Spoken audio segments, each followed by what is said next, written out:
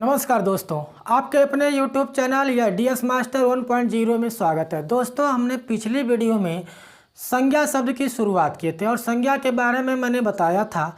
और वहाँ पर मैंने बताया था कि संज्ञा के 3 भेद होते हैं: व्यक्तिवाचक, जातिवाचक और भाववाचक, जिसमें से मैंने आप लोगों को व्यक्तिवाचक संज्ञा के बारे में बता दिया था। आज हम लोग जातिवाचक संज्ञा को देखेंगे और इसी पार्ट में मैं संज्ञा को समाप्त करने का प्रयास करूंगा। यह संज्ञा का अंतिम वीडियो होगा, अंतिम पार्ट होगा। और मेरे साथ इस पूरी वीडियो में आप जुड़े रहिएगा। मुझे उम्मीद है कि यह वीडियो आपके लिए काफ़ी महत्वपूर्ण होने वाली है। तो आइए हम शुरुआत करते हैं। जातिवाचक संज्ञा: किसी भी प्राणी, वस्तु या स्थान, 3 चीज़ ध्यान रखना है। कोई भी प्राणी हो या कोई वस्तु या स्थान हो कि पूरी जाति या वर्ग का बोध कराने वाले शब्द जातिवाचक संज्ञा कहलाते हैं। जैसे प्राणी के अंतर्गत हम शामिल करेंगे तो प्राणी में ले लेते हैं मनुष्य, क्योंकि प्राण है जिसमें प्राण पाया जाता है। तो मनुष्य से पूरी जाति का बोध होता है। पुरुष, पूरे पुरुष समाज का बोध होगा। पशु से पूरे पशु समाज का बोध होगा। स्त्री है, लड़का है, लड़की है, गाय है, भैंस, बकरी, घोड़ा, तोता, हिरन, कुत्ता, बिल्ली, शेर आदि, ये सब ये जो प्राणी शब्द हैं ये प्राणीवाचक संज्ञा है। यानी ये पूरे अपने जाति का बोध करा रहा है। तोता है तो पूरे तोते वर्ग का बोध कराएगा, पूरे हिरन समुदाय का बोध कराएगा। कुत्ता पूरे कुत्ता के जाति का बोध करा रहा है। इसके बाद हम लोग देखेंगे वस्तु। तो वस्तुओं में हम लोग देखेंगे टीवी, मोबाइल, कलम, पुस्तक, बेड, कुर्सी, मेज, पंखा आदि। इसके बाद देखेंगे स्थानों में तो देश, पूरे देशों के देश हो जाएंगे। विदेश, शहर, तहसील, विद्यालय, राज्य, नदियाँ, ये सब झीलें या झील आदि जो है पूरे जाति का बोध करा रहे हैं। तो इसमें कौन सी संज्ञा हो जाएगी? जातिवाचक संज्ञा हो जाएगी। इसके बाद हम देखेंगे विदेश। अच्छा, यहाँ पर हम देश विदेश कह सकते हैं। यहाँ पर नोट लगा लेते हैं। क्या है? नोट, या जिसे हम कहेंगे विशेष। जातिवाचक संज्ञा शब्द का प्रयोग सदैव बहुवचन में किया जाता है। इस बात का ध्यान रखना है कि जातिवाचक संज्ञा शब्द का प्रयोग सदैव बहुवचन में किया जाता है और एक वचन में, ऐसे एक वचन में किया जाता है जिसका बहुवचन बनाया जा सके। मतलब जो जातिवाचक संज्ञा होती है सदैव बहुवचन में प्रयुक्त होती है, लेकिन एक वचन में भी बनाया जा सकता है। तो वह ऐसा एक वचन होगा जिसका क्या किया जा सके? बहुवचन बनाया जा सके। जैसे देश क्या है? एक वचन है, तो देश का देशों बहुवचन हो जाएगा। राज्य है तो राज्य का राज्यों बनाया जा सकता है। शहर का शहरों, विद्यालय का विद्यालयों।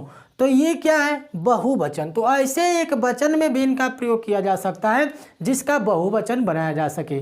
तो यह इसका आप स्क्रीनशॉट ले लीजिए। इसके बाद हम लोग देखेंगे जातिवाचक संज्ञा के भेद।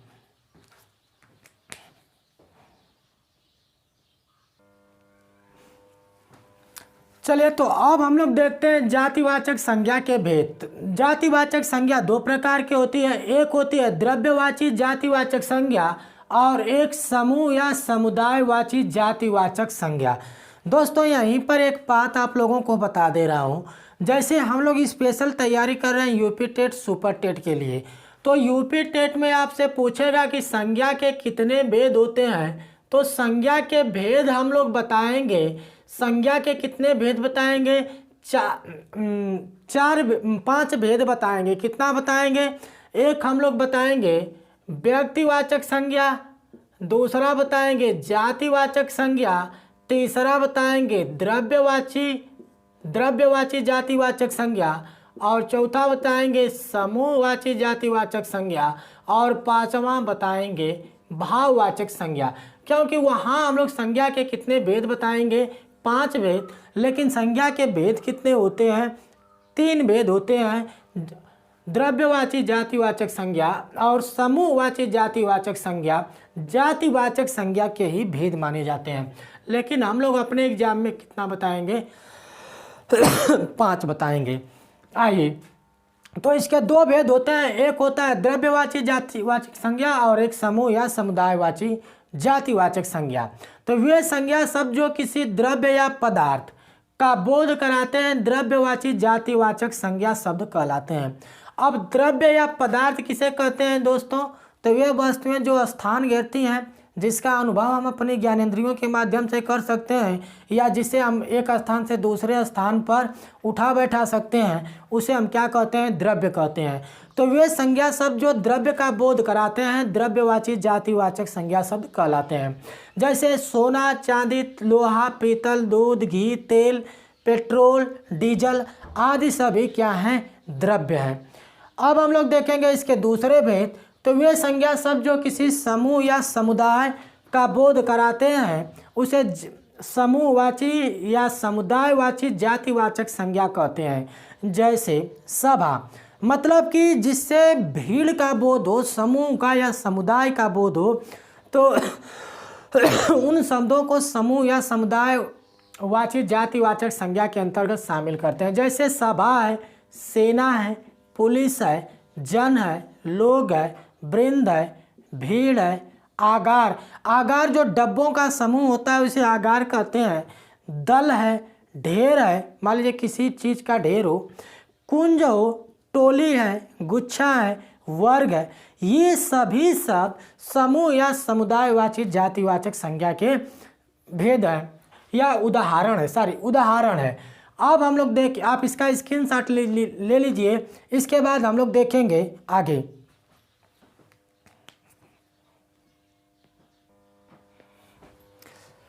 चलिए, आपने स्क्रीनशॉट ले लिया होगा। अब हम लोग देखेंगे संज्ञा का तीसरा भेद, जिसे हम बोलते हैं भाववाचक संज्ञा। तो जिससे भाव का बोध होता है उसे हम क्या कहेंगे? भाववाचक संज्ञा। वे संज्ञा शब्द जो किसी भाव का, अवस्था का, गुण का, दोष का, दशा, दिशा या आकार, स्वभाव आदि के अर्थ का बोध कराते हैं उसे हम क्या कहते हैं? भाववाचक संज्ञा कहते हैं। जैसे अमीरी क्या है? एक भाव है।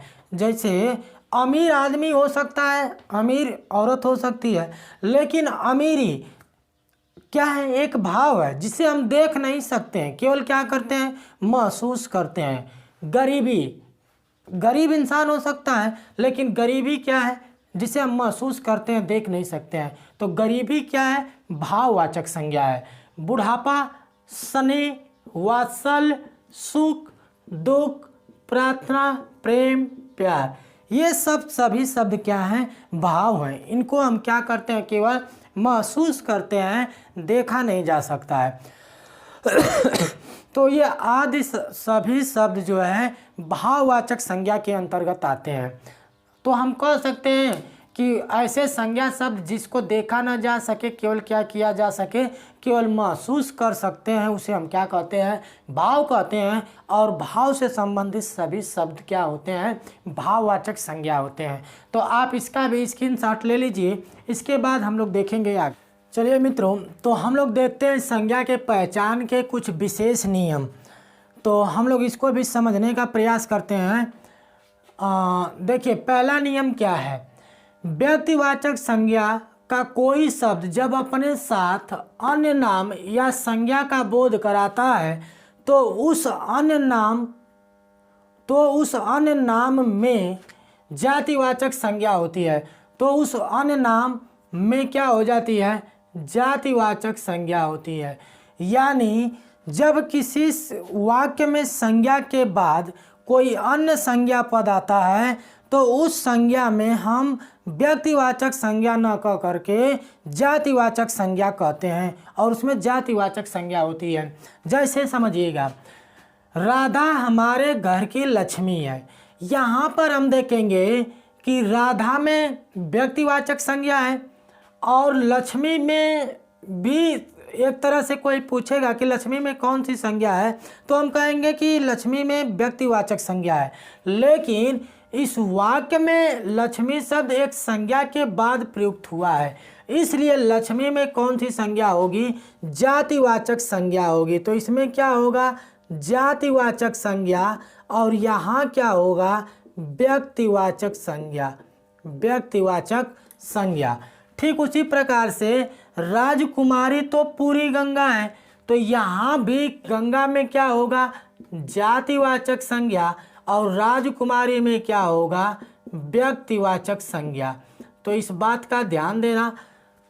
ऐसे कोई पूछ लेगा कि गंगा में कौन सी संज्ञा है, तो हम क्या बताएंगे, व्यक्तिवाचक संज्ञा। लेकिन यही शब्द जब शब्द वाक्य के साथ प्रयुक्त हुआ है और एक संज्ञा के बाद प्रयुक्त हुआ है, तो इसमें हम क्या कहेंगे, जातिवाचक संज्ञा है।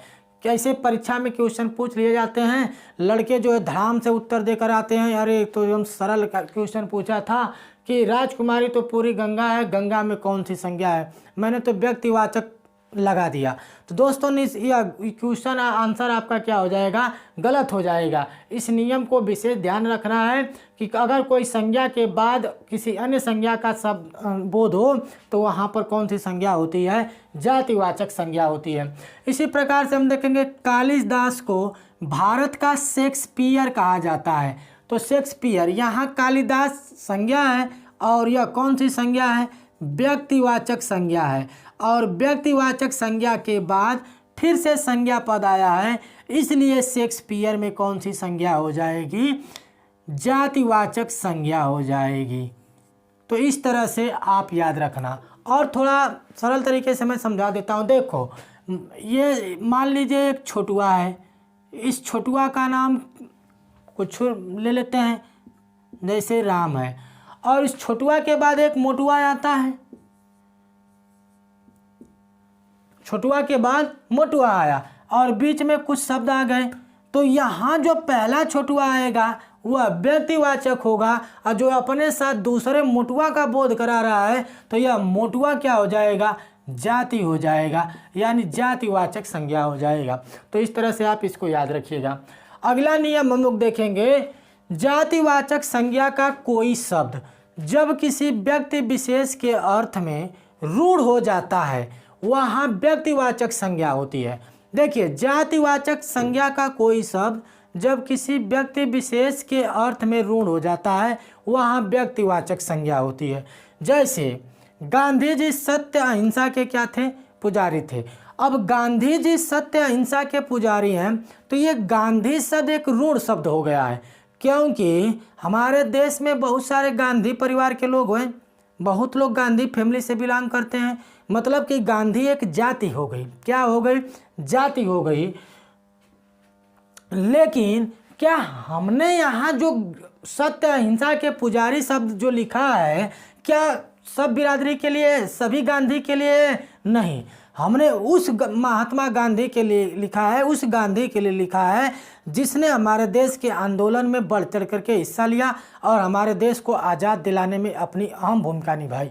तो उस गांधी के लिए यह गांधी शब्द क्या हो गया है, रूढ़ हो गया है, अर्थात यह उस स्वतंत्रता सेनानी महात्मा गांधी को दर्शा रहा है, इसलिए यह क्या हो जाएगा, व्यक्तिवाचक संज्ञा हो जाएगा। क्या हो जाएगा, व्यक्तिवाचक संज्ञा हो जाएगा।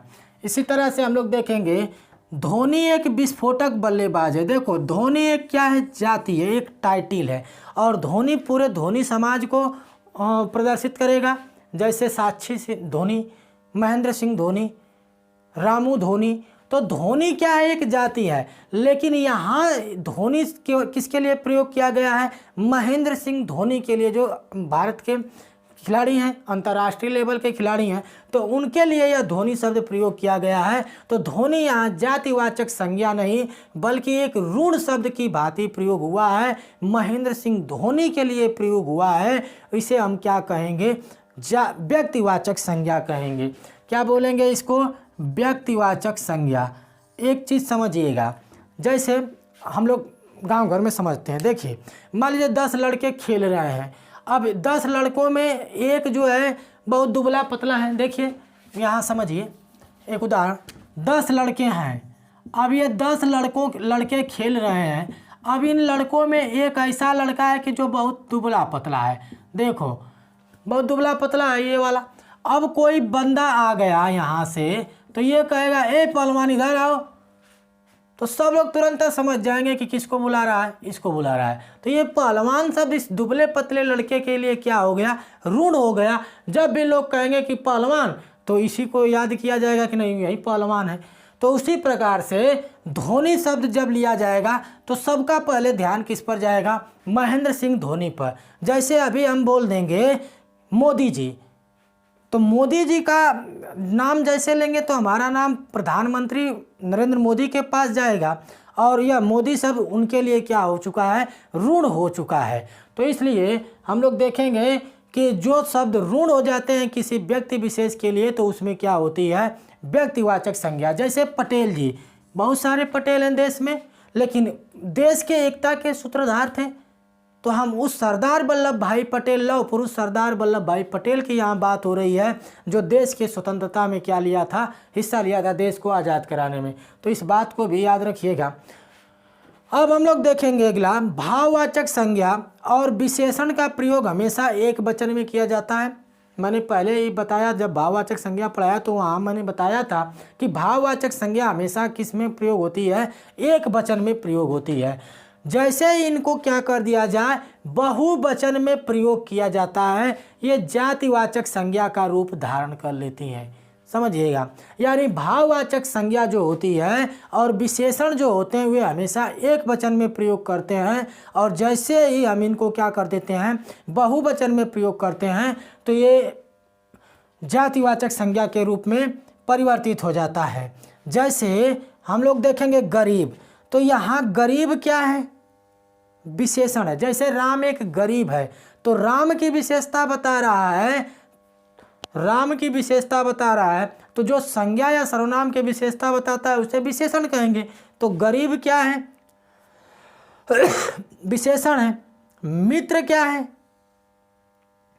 हम लोग देखेंगे तो मित्र क्या है, मित्र भी क्या है, मित्र भी एक क्या है, जातिवाचक संज्ञा है। मित्र क्या है, एक जातिवाचक संज्ञा है। और यहाँ पर हम लोग देखेंगे तो मित्र एक जातिवाचक संज्ञा है, लेकिन मित्र को जैसे इसको हटा देते हैं हम, क्योंकि हमने भाववाचक का नाम लिया है। तो ये गरीब क्या है, ये गरीब जो है एक विशेषण है, विशेषण है, और इसको हम गरीबी बना दिए। रुक जाइए एक मिनट,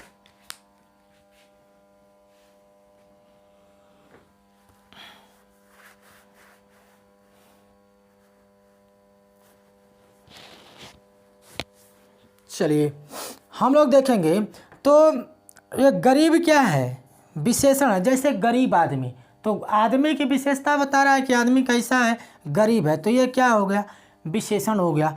इसके बाद हम लोग देखेंगे गरीबी, क्या, गरीबी। तो गरीबी को क्या आपने देखा है, नहीं, गरीबी को क्या करते हैं, महसूस करते हैं, अर्थात ये क्या हो जाएगी, भाववाचक संज्ञा।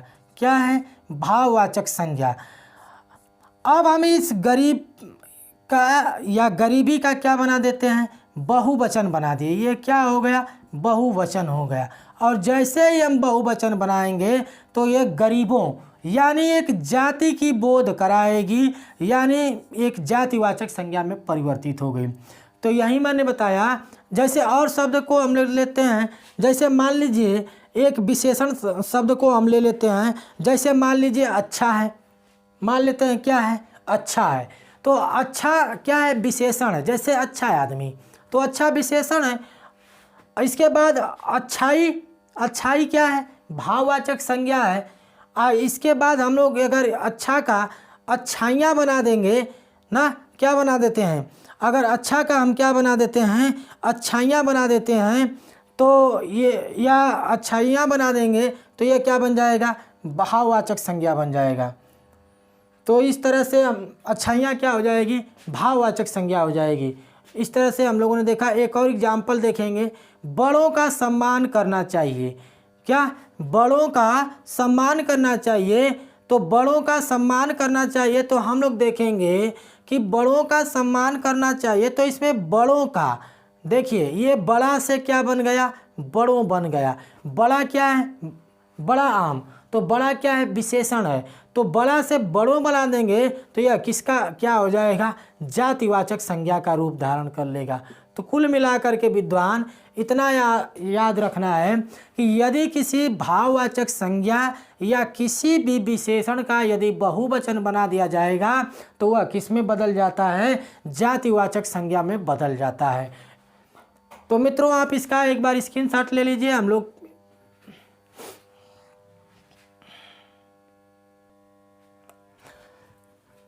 चलिए दोस्तों, तो हम लोग देखते हैं भाववाचक संज्ञा का निर्माण। तो कुछ जातिवाचक संज्ञा शब्द हैं, विशेषण है, सर्वनाम है और क्रिया से भाववाचक संज्ञा बनाई जाती है। तो हम लोग देखिए जातिवाचक संज्ञा से भाववाचक संज्ञा, जैसे कुछ ऐसे शब्द होते हैं जो संज्ञा है, जो जातिवाचक संज्ञा है, विशेषण है, सर्वनाम है, क्रिया है, तो इससे हम भाववाचक संज्ञा को बना सकते हैं। आइए देखते हैं हम लोग जातिवाचक संज्ञा से भाववाचक संज्ञा। जैसे पशु है तो इसका क्या हो जाएगा, पशुता हो जाएगा। इसका और क्या हो सकता है, पशुत्व हो जाएगा, पशुत्व हो जाएगा। मनुष्य है तो मनुष्यता हो जाएगा। इसके बाद मित्र है तो मित्रता हो जाएगा। दास का दासता, बालक का बालकपन। तो ये जातिवाचक संज्ञा से क्या बन गया, भाववाचक संज्ञा। अगला देख लेते हैं सर्वनाम से भाववाचक संज्ञा। जैसे अपना तो अपनापन, या इसका क्या हो जाएगा, अपनत्व हो जाएगा, अपनत्व हो जाएगा। परायापन, निज का निजता भी हो जाएगा, निजत्व हो जाएगा। मम का ममता या ममत्व कह सकते हैं, ममत्व हो जाएगा। इसके बाद देखेंगे विशेषण से भाववाचक संज्ञा। जैसे अच्छा, क्या है, अच्छा क्या है, विशेषण है। जैसे आप बहुत अच्छे हैं, क्या है, बहुत अच्छे हैं। जैसे आप बहुत सुंदर हैं, बहुत कोमल हैं, तो ये क्या है, सब विशेषण है। और विशेषण से क्या बनाया, भाववाचक संज्ञा। जैसे अच्छा का क्या बना, अच्छाई, बुरा का बुराई, भला का भलाई, जवान का जवानी। आप जवान आदमी को देख सकते हैं लेकिन जवानी को नहीं देख सकते हैं, क्योंकि जवानी क्या है, अदृश्य है। भाववाचक संज्ञा क्या होती है, अदृश्य होती है। कायर, कायर का क्या होगा, कायरता होगा। अब देखिए क्रिया से हम लोग देखेंगे भाववाचक संज्ञा। क्रिया, मनुष्य अपने दैनिक जीवन में जो कुछ भी करता है वो क्या है, क्रिया है। जैसे पढ़ना, पढ़ाई, हम पढ़ रहे हैं तो क्रिया कर रहे हैं, तो पढ़ना है क्रिया है और पढ़ाई क्या है, भाववाचक संज्ञा है। इसके बाद देखिए लड़ना है तो लड़ाई, रोना का रुलाई, मुस्कुराना का मुस्कुराहट। तो इस प्रकार से हम लोगों ने कुछ भाववाचक संज्ञा के निर्माण को देखा। दोस्तों मुझे काफ़ी उम्मीद है कि यह वीडियो आप लोगों को अच्छी लगी होगी और आपके परीक्षा में बहुत आप इससे लाभ मिलेगा। यदि यह वीडियो आपको अच्छी लगी होगी तो लाइक करना, चैनल को सब्सक्राइब करना तथा अपने मित्रों को भी शेयर करना। हम लोग यहीं पर हम संज्ञा को कंप्लीट करते हैं। नेक्स्ट वीडियो में हम लोग सर्वनाम के साथ मिलेंगे और हम लोग मिलते हैं एक नई वीडियो के साथ। तब तक के लिए नमस्कार, जय।